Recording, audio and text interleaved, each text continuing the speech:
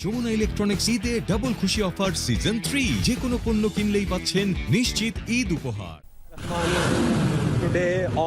শনিবার ভোর অজ্ঞাত স্থান থেকে ক্ষেপণাস্ত্র ছুড়ে অপারেশন বুনিয়ানুন মারসুস বা আয়রন ওয়াল শুরু করে পাকিস্তানের সামরিক বাহিনী।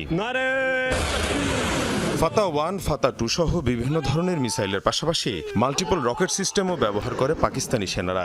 ভারতের অপারেশন সিন্দুরের জবাব দিতেই চালানো হলো বুনিয়ানুন মারসুস।